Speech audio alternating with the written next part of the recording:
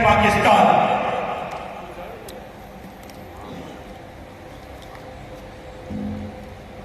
اعوذ باللہ من الشیطان الرجیم بسم اللہ الرحمن الرحیم نحمده ونصلي ونسلم على رسوله الکریم. حضرات محترم، ارشاد رب العزت ہے کہ آج کے دن میں نے تمہارے لیے تمہارا دین مکمل کر دیا. یہ آخری حج کے موقع پر رب الارباب نے ارشاد فرمایا، تم پر اپنی نعمتیں تمام کر دی اور تمہارے لیے دین اسلام کو پسند کیا، راضی ہوا. دیکھیے، اسلام آخری دین ہے، قرآن آخری کتاب ہے، کعبۃ اللہ آخری قبلہ ہے، ہم آخری امت ہے. ہمارے بعد کوئی امت نہیں، قرآن کے بعد کوئی کتاب نہیں، اسلام کے بعد کوئی دین نہیں، اور میرے آقا و مولا علیہ السلام کے بعد کوئی نبی پیدا نہیں ہے. یہ 1400 سالہ اسلام کا متفق علیہ عقیدہ ہے. مدعی کاذب کا رد تقریروں سے نہیں ہوتا، قراردادوں سے نہیں ہوتا، جھوٹے دعوے دار نبوت کا کلا کما اور اس کا استحصال کاغذی کارروائیوں سے نہیں ہوتا. خلیفۃ الرسول بلا فصل، جانشین پیمبر، وارث محراب و منبر، امیر المومنین خلیفہ اول سیدنا ابو بکر صدیق اکبر رضی اللہ عنہ نے 1200 صحابہ کو شہید کرا کے بتایا کہ ختم نبوت کی حفاظت یوں کی جاتی ہے. وہ ان میں 700 صحابہ حافظ قرآن تھے. 700 صحابہ جنگ یمامہ میں جو مسلمہ کذاب کے خاتمے کے لیے لڑی گئی، ختم نبوت کا پہلا دفاعی مورچہ خلیفہ اول بلا فصل نے قائم کیا. اور آج ابو بکر صدیق کے یہ غلام، آج صدیق اکبر کے یہ روحانی بیٹے، آج ان کے سلسلہ طریقت کے اکابر مشائخ موجود ہیں. انشاءاللہ جس طرح خلیفہ اول سیدنا ابو بکر صدیق نے اس جھوٹے مدعی کاذب کو آخری انجام تک پہنچایا تھا، غلامان صدیق اکبر اور ان کی روحانی عظمتوں کے حامل ہر دور میں ہر مدعی کاذب اور اس کی اصلی نسلی اولاد کو کیفر کردار تک پہنچائیں گے. انشاءاللہ کہہ دیں. ابھی انشاءاللہ پر کوئی پابندی بھی نہیں ہے، ٹیکس بھی نہیں ہے. کوئی پابندی لگے گی تو ہمارے وسیع ممتاز صاحب ہماری ضمانتیں کرا دیں گے، کیونکہ انہیں ہم نے اسی کام کے لیے چنا ہوا ہے. حضرات محترم دیکھنا، لو کان بعدی نبی لکان عمر، اگر میرے بعد کوئی نبی ہوتا عمر ابن خطاب نبی ہوتے. جب فاروق اعظم جیسا عظیم المرتبہ اور جلیل القدر انسان نبی نہیں بن سکا، اس لیے کہ سرکار آخری نبی ہے. اس حدیث کے حوالے سے حضرت ضیاء الامت پیر محمد کرم شاہ الازہری رحمۃ اللہ علیہ فرماتے ہیں کہ اس حدیث سے یہ معلوم ہوا کہ جناب فاروق اعظم میں وہ کمالات، وہ خصائص، وہ خوبیاں موجود ہیں جو کسی نبی کے لیے لازم ہے، جو خصوصیات نبی کے لیے چاہیے وہ ساری فاروق اعظم میں موجود ہے، اور فاروق اعظم عظمت و تکمیل انسانیت کے اس مقام پر کھڑے ہیں جس سے آگے مقام نبوت ہے۔ اگر فاروق اعظم نبی نہیں بنے تو گرداسپور ضلع کا ایک کانا دجال کیسے نبوت کا دعویٰ کر سکتا ہے؟ اور فرمائیں، نبی اپنے دور کا حسین ترین حسن و جمال اس کے پاؤں پر قربان ہوتے ہیں۔ وہ نبی، اللہ نے جس نبی کو بھیجا ہر جسمانی عیب سے پاک کر کے بھیجا، اور چونکہ نبی بنیادی طور پر خطابت کا منصب لے کے آتا ہے، نبی مصنف نہیں ہوتا ہے، وہ مبلغ ہوتا ہے، وہ خدا کا پیغام بندوں تک پہنچاتا ہے اور بندوں کی عرضداشت اللہ کی بارگاہ میں پہنچاتا ہے۔ تو حضور والا ابھی ہماری جماعت اہل سنت کے قائد مرکزی حضرت وسیم ممتاز فرما رہے تھے، میں 5 منٹ میں اس کو سمیٹتا ہوں۔ سن 1953 میں جو تحریک ختم نبوت چلی، پہلی تحریک قیام پاکستان کے بعد، جب خواجہ ناظم الدین گورنر جنرل تھے اور وزیر خارجہ وہ بدبخت قادیانی تھا جس نے بانی پاکستان قائد اعظم محمد علی جناح رحمۃ اللہ علیہ کا جنازہ نہیں پڑھا اور وہ سامنے بیٹھا رہا، پوری دنیا دیکھ رہی تھی۔ اس وقت جو تحریک چلی، اس تحریک کے قائد، ذرا یہ غور سے سنیے، دل کی تختی پہ لکھیں، اس تحریک کے قائد غازی کشمیر حضرت علامہ ابو الحسنات سید محمد قادری رحمۃ اللہ علیہ تھے، جو اس وقت جمعیت علماء پاکستان کے صدر تھے۔ آپ نے اپنی جمعیت کو کیا سمجھا ہے؟ تلقین اعتماد وہ فرما رہے ہیں آج، راہ وفا میں خود جو کبھی معتبر نہ تھے، نیرنگیے سیاست دوران تو دیکھیے منزل ملی انہیں جو شریک سفر نہ تھے۔ 53 کی تحریک ختم نبوت جس میں سید عطا اللہ شاہ بخاری، سید محمد داؤد غزنوی، سید مظفر علی شمسی، حضرت صاحبزادہ سید فیض الحسن، مولانا عبد الحامد بدایونی، یہ سب شریک تھے۔ اس کی قیادت جمعیت علماء پاکستان کے صدر مولانا ابو الحسنات کے پاس تھی، اور اسی تحریک میں غازی مجاہد ملت مولانا عبدالستار خان نیازی کو پھانسی کی سزا سنائی گئی، ان کو پھانسی کی کار کوٹھڑی میں بند کر دیا گیا۔ جب احتجاج ہوا ملکی اور بین الاقوامی سطح پر تو ان سے کہا گیا، نیازی صاحب آپ تھوڑا سا افسوس کا اظہار کر دیں، اس تحریک کے حوالے سے کوئی ایسی لگی لپٹی بات کر دیں تاکہ آپ کو رہائی مل جائے۔ فرمایا کیا ہوگا کہ آپ کی سزائے موت منسوخ ہو جائے گی۔ تو حضرت نے اس پرچے کو پاؤں کی ٹھوکر سے اڑایا، کہا موت و حیات کے فیصلے فرش پر نہیں عرش پر۔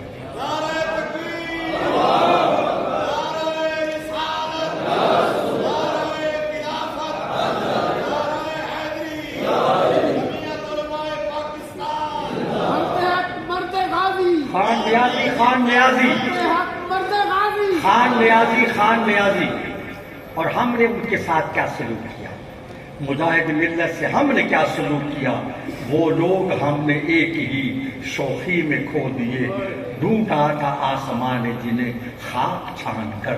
جو میرا پوائنٹ آف ویو ہے، میرا یہ ہے کہ آپ نے سب سے پہلے تو میں جتنے بھی مشائخ نظام بیٹھے ہیں، بالخصوص صاحبزادہ ابو الخیر محمد زبیر الحضری المریخ صاحب کا شکریہ ادا کرتا ہوں کہ آپ نے ہمارے اسٹیج پہ آ کے رونق بخشی، اور جتنے بھی مشائخ نظام بیٹھے ہیں ان کا بھی شکریہ ادا کرتا ہوں کہ آپ نے بھی ہمارے اسٹیج کو رونق بخشی، بہت شکریہ جناب۔ لیکن میں فلسطینی بچوں کو بے دریغ قتل کیا جا رہا ہے، بمباری ہو رہی ہے، اور اسلامی حکومتیں خاموشی سے تماشا دیکھ رہی ہے، کوئی بیان مذمت کا دے رہا ہے، کوئی ان کے خلاف دے رہا ہے، کوئی ان کی حمایت میں دے رہا ہے۔ اور ہم یہاں تک پہنچ گئے تھے کہ ہماری سوچ تھی کہ اب فلسطین تو ختم ہی ہو چکا ہے، اسرائیل ہے۔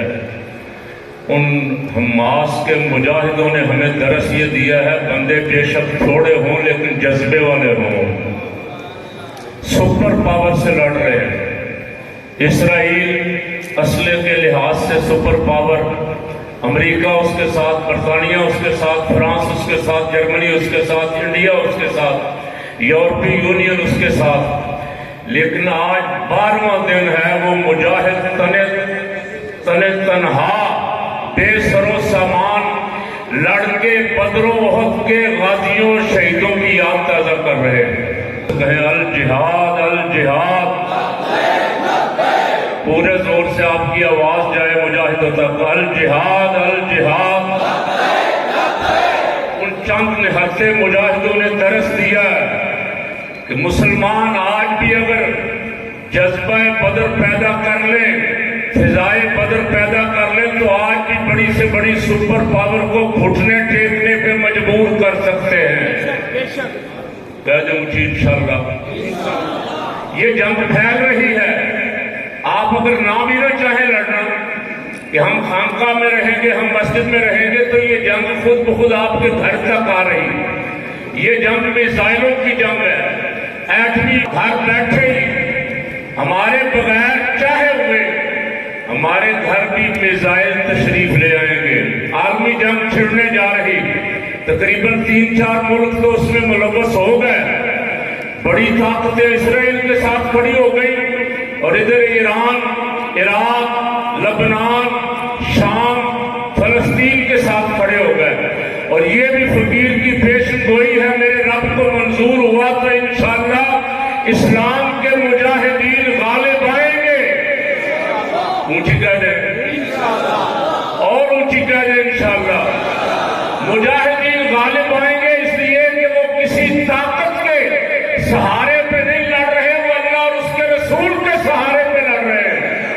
حکومتوں نے تو انہیں جواب دے دیا تھا، ہمارے وزرائے اعظم اور ہمارے فوجی جرنیل، میں نہیں کہتا، نون لیگ کے ذمہ دار سردار ایاز سپیکر نے کہا کہ جس دن ہم نے ان کا طیارہ مار گرایا انڈیا کا، میں اپنے باجوے سے ملنے گیا تو باجوے کی ٹانگیں کانپ رہی تھی۔ یہ پیسہ بنانے کے لیے بیٹھے ہوئے، یہ بے غیرتی کی انتہا پہ ہے۔ یہ پاکستان میں الیکشن کھیل کے کبھی چوروں کو لے آتے ہیں، کبھی ڈاکوؤں کو لے آتے ہیں۔ الیکشن فراڈ ہے، کوئی الیکشن نہیں ہے، انتظام سارے وہ پہلے کر رہے ہیں۔ لسٹیں بن رہی، کس جماعت کو کتنی سیٹیں دینی، تو میں ڈاکٹر صاحب سے بھی عرض کرتا ہوں، 7 بھائی سے بھی کیا بیٹھا ہوں، اور ایک بہت بڑے اجتماع میں دوسری جماعتوں کے حضرات سے بھی عرض کر بیٹھا ہوں، اگر پاکستان میں اسلام نظام مصطفیٰ چاہتے ہو تو انقلاب کا رستہ اختیار کرنا پڑے گا۔ الیکشن کے ذریعے ہمیں کسی صورت نہیں آنے دیں گے۔ کسی جماعت کے ایک آدمی کو جتوا دیا، کسی کے 2 آدمیوں کو جتوا دیا۔ الیکشن مجھ سے زیادہ یہ حضرات جو بیٹھے ہوئے واقفان حال، کم از کم 50 کروڑ الیکشن لڑنے کے لیے، اور پھر اسٹیبلشمنٹ کی شیر بات، اور وہ بھی تھپکی انہوں نے 5-5، 6-6 آدمیوں کو دی ہوتی ہے کہ آپ کے ساتھ ہیں، آپ کے ساتھ ہیں۔ عوام کے ساتھ بہرحال دھوکہ ہو رہا ہے۔ اس لیے میدان میں نکلنا ہوگا فلسطینی مجاہدین کی طرح، اور مجھے لگ رہا ہے جو کل تک بات کرنے کے لیے تیار نہیں تھے، سعودی عرب اور پاکستان میں اسرائیل کو تسلیم کرنے کی تیاریاں ہو رہی تھی، ان مجاہدوں نے یہ درس دیا ہے کہ ہم ابھی زندہ ہیں۔ رسول اللہ کا ایک غلام بھی جب تک زندہ ہے وہ خون کے آخری قطرے تک کفر کا مقابلہ کرے گا، اور مجھے لگ رہا ہے انشاءاللہ اس جنگ کی برکت سے جو شروع ہو گئی ہے، فلسطین بیت المقدس آزاد ہوگا انشاءاللہ۔ اونچی کہہ دیں جوانوں کی طرح، مسجد اقصی اور بیت المقدس انشاءاللہ آزاد ہوگا، اور ہم غلامان مصطفیٰ بھی اس مسجد اقصی شریف کی جہاں میرے آقا نے 1,24,000 کی امامت کروائی، ہم بھی انشاءاللہ زیارت کرنے جائیں گے۔ اللہ کریم آپ ہر مسجد میں ہر نماز کے ساتھ بھی دعا کریں۔ ویسے ایران میں لسٹیں بن رہی ہیں، 35 لاکھ آدمی اب تک اپنا نام لکھوا چکے ہیں، ہمیں بارڈر پہ بھیجو۔ عراق میں مجاہدین تیار ہو رہے ہیں، چیچن مجاہدین تیار ہو رہے ہیں، حزب اللہ کے مجاہدین تیار ہو رہے ہیں۔ پاکستان میں پیروں کے مرید پڑے ہیں، اگر ایک ایک پیر 10-10 ہزار مرید لے کے بھی کہے ہم جانے کے لیے تیار ہیں، کیا خیال ہے آپ کا؟ کیوں جی؟ یا یہ صرف لنگر کھانے کے لیے رکھے ہوئے ہیں کہ یہ آئیں گے، ہاتھ چومیں گے، لنگر کھائیں گے، اللہ کا فیصلہ بخشے گا۔ ہم نے تو جنت کو مذاق بنا دیا۔ کل ایک نون لیگی کہہ رہا تھا اسد الرحمان رمدے کہ جتنے بھی میرے پروگرام میں آئے ہیں اللہ نے فرشتوں کو حکم دے دیا ہے کہ یہ سب جنت میں نام لکھ لو ان کے، اور جو مینار پاکستان جائیں گے اس نے کہا میں گارنٹی دیتا ہوں وہ بلا حساب جنت میں جائیں۔ میں نے کہا مینار پاکستان مجرا ہوگا، مینار پاکستان چور اکٹھے ہوں گے، مینار پاکستان بڑے بڑے ڈاکو اکٹھے ہوں گے، وہاں جانے والے جنتی نہیں جہنمی ہوں گے۔ من الاموال، کیا کہ سبحان اللہ، ڈرے ڈرے بیٹھے ہوئے یار، بہت ڈرے بیٹھے ہوئے۔ چھوٹا سا 13 سال کا بچہ ملبے کے ڈھیر پہ بیٹھ کے ہم ضرور آزمائیں گے، خوف سے بھی، جانوں اور مالوں کی کمی سے بھی، رزق اور پھلوں کی کمی سے بھی۔ بشارت ان کے لیے ہے وَبَشِّرِ الصَّابِرِينَ الَّذِينَ إِذَا أَصَابَتْهُمْ مُصِيبَةٌ قَالُوا إِنَّا لِلَّهِ وَإِنَّا إِلَيْهِ رَاجِعُونَ۔ بشارت ان کے لیے جو صبر کرنے والے ہیں، جو کہتے ہیں یا اللہ یہ سب کچھ تیرا تھا، تیری طرف جانا، مرنا تو ہم نے بھی ہے، کوئی شوگر سے، کوئی ہارٹ اٹیک سے، کوئی بلڈ پریشر سے۔ خوش نصیب وہ ہے جو راہ خدا میں شہادت کی موت مر رہے ہیں۔ ایک طرف اسرائیلی کتے مر رہے، ایک طرف مجاہدین کے فلسطین مر رہے۔ یہ علماء سارے موجود ہیں، ان سے پوچھ کے دیکھو اللہ کی راہ میں شہید ہونے والے کے خون کا پہلا قطرہ زمین پہ بعد میں گرتا ہے، وہ جنت میں پہلے پہنچتا ہے۔ اور اس سے پوچھا جائے گا جنت میں کہ اور خواہش ہے اتنے انعام و اکرام کے بعد، تو عرض کرے گا مولا ایک دفعہ واپس بھیج، جی چاہتا ہے پھر تیری راہ میں لڑتا ہوا مارا جاؤں، تیرے رستے میں قتل ہو جاؤں، جو مزہ وہاں آیا تھا وہ تیری جنت میں بھی نہیں آیا۔ تو انشاءاللہ جہاد تو قیامت تک جاری ہے، جاری رہے گا، حضور فرما گئے۔ اور جب امت جہاد چھوڑ دے گی ذلیل ہو جائے گی۔ یہ جہاد چھوڑنے کی وجہ فلسطین میں اسرائیل سارے عربوں کو جوتیاں مار رہا، اور یہاں کشمیر آزاد کرنے کی بجائے بھارت ہمارا مذاق اڑاتا ہے، آئے جن بچیوں کے ساتھ زیادتی ہوتی، بچے قتل ہوتے ہیں، ان کے سینے میں گولیاں مارتا ہے۔ ہماری ایٹمی پاور تماشائی بنی، آرام سے تماشا دے کے کبھی 5 فروری کو ایک آدھا بیان دے دیا کشمیریوں کی حمایت سے۔ دعا کرو، میرے قائد دعا کیا کرتے تھے یا اللہ اس امت کو کوئی صلاح الدین ایوبی عطا فرما دے، کوئی شہاب الدین غوری عطا فرما دے۔ اور یہ بھی فرمایا کرتے تھے کہ اسی فوج سے انشاءاللہ، یہ حضور کی فوج ہے، رسول اللہ کی فوج ہے، اس فوج سے کوئی نہ کوئی صلاح الدین ایوبی اٹھے گا جو آپ کے اسلام کی جنگ لڑے گا۔ اللہ مجھے اور آپ سب کو ان کا ساتھ دینے کی توفیق عطا فرمائے۔ ہر دو سرا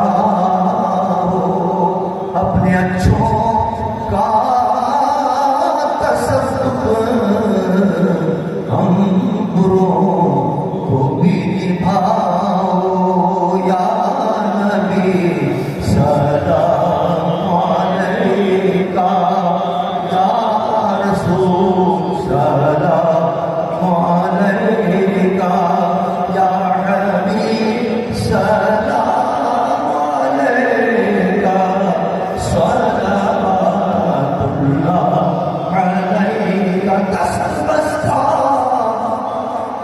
ہیں کھڑے حاضر گناہ، اور پیش کرتے ہیں غلامان سجانا۔ غلامی کی دن آزادی کہا جاتا ہے، آزادی نہیں کہا۔ یہ ہم آزاد ہو کر کے غلام ہیں، اور اس وقت صورتحال بڑی ہی نامشتبہ اور انتہائی المناک صورتحال ہے۔ قادیانیت اس ملک کے اندر جتنا پھلی اور پھولی ہے، یہ سب ہمارے حکمرانوں کا ثمرہ ہے، یہ سب ہمارے حکمرانوں کے کرتوت ہیں۔ انہوں نے ایک ذوالفقار بھٹو نے تو یہ اس کو قادیانیت کو قادیانیوں کو غیر مسلم قرار دیا، اور میں سمجھتا ہوں کہ اس کے نجات کا دیا یہی قرارداد ہو جائے گی انشاءاللہ۔ لیکن باقی حکمرانوں نے کیا کیا؟ یہ اب بھی اتنے مضبوط ہیں۔ میں آپ کو مثال دیتا ہوں کہ مظفر گڑھ میں ابھی چند دن پہلے کی بات ہے، مظفر گڑھ میں قادیانیوں کی ایک مسجد تھی۔ اب وہ مسجد نہیں ہے، وہ تو بیٹھے دکھ رہا ہے، اس کو مسجد کرنا بالکل ناجائز ہے، غلط ہے، خلاف قانون ہے۔ تو ان کو ان کا جو بیت الذکر تھا اس کو مینار لگے پرانے، حالانکہ اس کو مینار لگانے کی اجازت نہیں۔ یہ آئین کی بات آپ کو بتا رہا ہوں، یہ میں کوئی شرعی بات نہیں، آئین کی بات بتا رہا ہوں، دستور کی بات بتا رہا ہوں کہ قادیانیوں کا جو عبادت گاہ ہے اس پر مینار بنانا ناجائز ہے، بالکل غلط ہے۔ لیکن وہاں ہمارے گیارے نے، ایک حضور کے سچے غلام نے وہ مینار توڑ دی، وہ توڑے تو قبلہ پرچا ہو گیا۔ اندازہ کریں اس اسلام کی ریاست میں وہ قبلہ پرچا ہو گیا تو گرفتار کر دیا گیا۔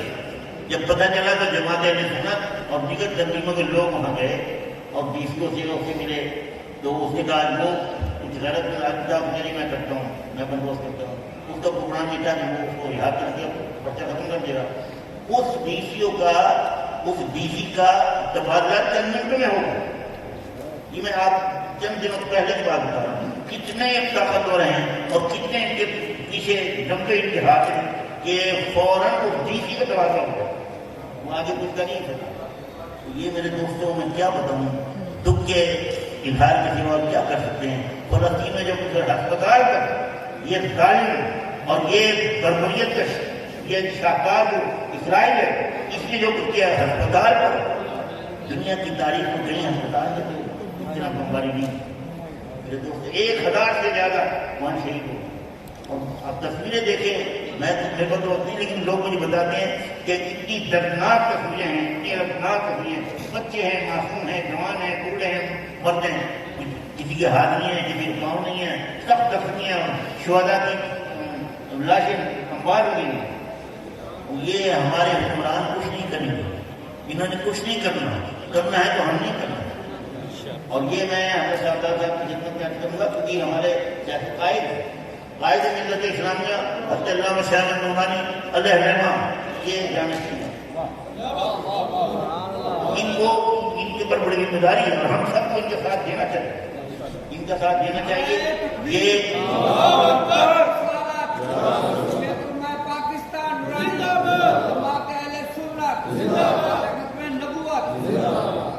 جانشین حضور غزالی زمان زندہ باد، جانشین حضور غزالی زمان زندہ باد۔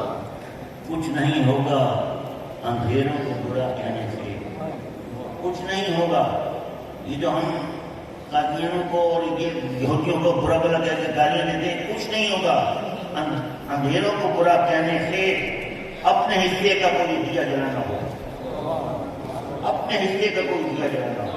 اور ہمارے حکمران جو ہیں ان کی کیا بے غیرتی کا میں کیا بتاؤں، یہ تو وہ لوگ ہیں جو بیچ کر ملک کو کھا گئے، یہ اس ملک کو کھا گئے، اور ان کا تو یہ حال ہے کہ رتوں پہ بسنا چلا، رتوں پہ بسنا چلا، ورنہ یہ وطن والے، رتوں پہ بسنا چلا، ورنہ یہ وطن والے ہوائیں بیچتے نیلام رنگوں کو کرتے، ہوائیں بیچتے نیلام رنگوں کو کرتے۔